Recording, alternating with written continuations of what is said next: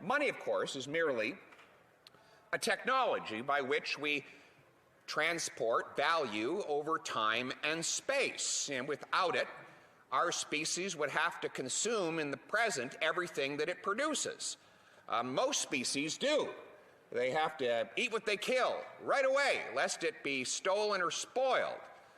Sure, squirrels can squirrel away a little bit, a good habit the government should learn from, but most species have to use it or lose it. We developed a technology that would allow two people who are exchanging things to go ahead with their exchange, even if each did not have the ability to supply the other with something that the other wanted. They could simply use this technology called money in order to transport the value between each other across time and around different geographies.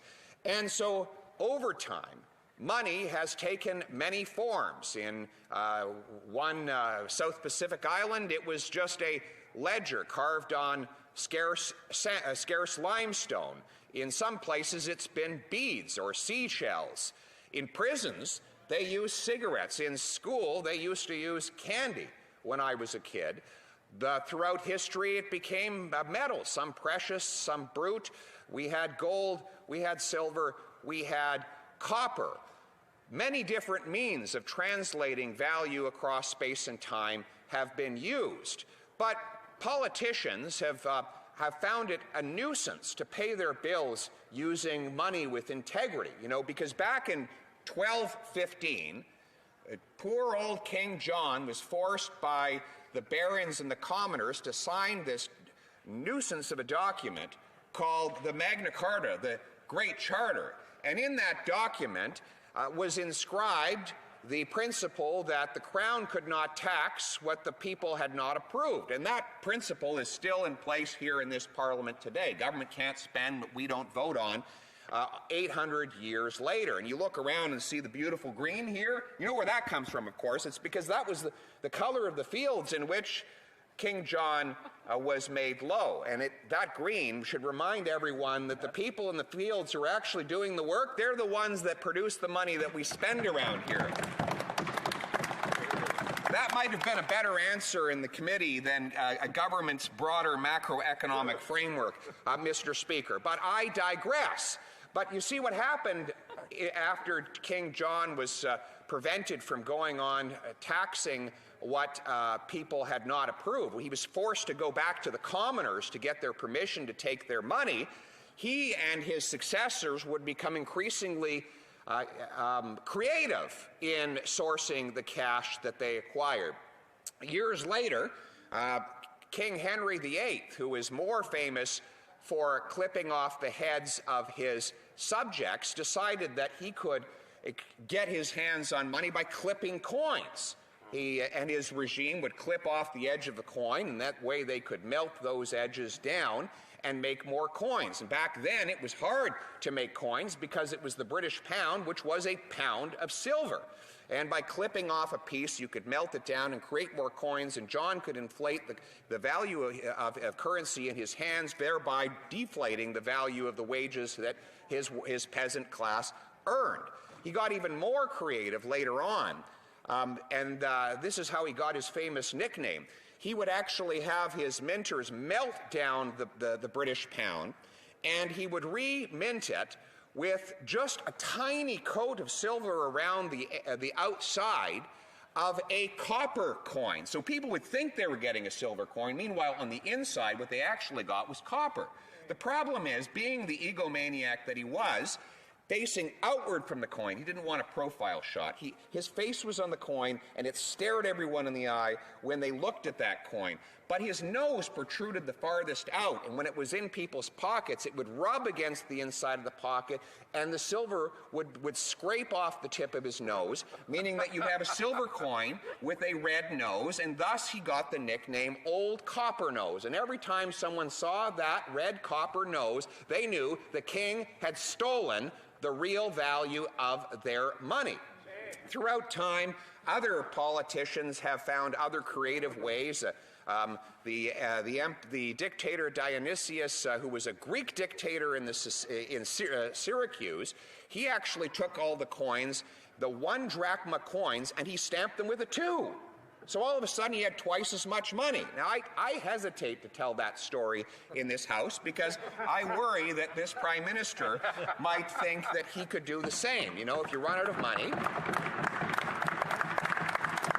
if you run out of money, he'll say, you can always get more. You'll turn loonies to toonies and toonies to fours.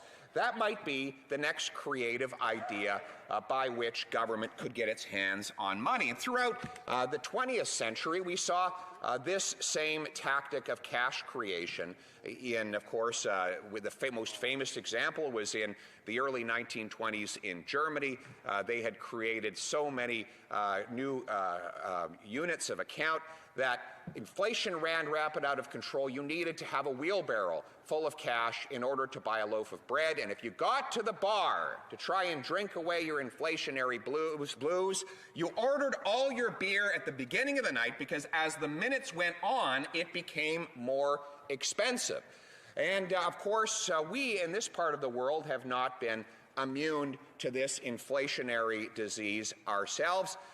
While in the post-war era, we inherited monstrous debts fighting the fascists, but governments had hard money from the end of the war until the early 70s. We basically operated on an American-led standard whereby you could, if you had a U.S. greenback, you could exchange it at a rate of $35 per ounce of gold. And in that period, of course, we had an enormous amount of prosperity. The Americans paid off their war debts. Here in Canada, with solid currency, we wrestled the inflationary beast to the ground in the post-war era. We took our record debts that we inherited from the war. We paid them off. We increased the size of the Canadian economy by 300%. And by 1933, we had basically become a debt. In 1973, we had basically become a debt-free country. But then what happened in the 1970s? Well, President Nixon wanted to spend on warfare and welfare. Of course, the Americans were bogged down in Vietnam, which was costly an enterprise, and President Nixon wanted to keep his popularity at home, so he decided to spend. And in the decade that followed 1971, not only did they unleash the American dollar from any particular standard, but they increased the number of U.S. dollars in circulation by 150%, while output only grew by about 39%. In other words, the amount of money grew about 4 times faster than the amount of underlying output that money represented. Now, here in Canada, we had Pierre Trudeau, and he looked down at all the inflation that the U.S. government was creating. They had reached double-digit inflation down there, a total inflationary crisis. The American dollar was devalued on an international basis and, of course, was incapable of buying affordable petroleum on the world market. They liked to blame OPEC, but they took no responsibility for the fact that the unit with which they were buying oil on the international markets was itself devalued. So Trudeau says, he looks down at all the misery in the United States. He looked at how people were lined up at gas stations trying to wait for an hour and a half in order to gas up their cars. He saw the poverty that was overtaking inner city streets. He saw the expanding wealth gap in the United States of America. And what did Pierre Trudeau say to all that? He said, let's have some of that up here. And so he started printing some money here in Canada and massively increased the money supply with which Canada, I just have the data right here. Between 1971 and 1981, the money supply in Canada grew by over 200%, while GDP only grew in real terms by about 47%. So you can imagine, money is growing in supply at more than 4 times the rate as the economy is growing. So you have more dollars chasing fewer goods, and what do you get? Inflation. That's right. That is, we learned that, all of us, we learned that in grade school, but apparently some lessons need to be learned and relearned here in this House of Commons.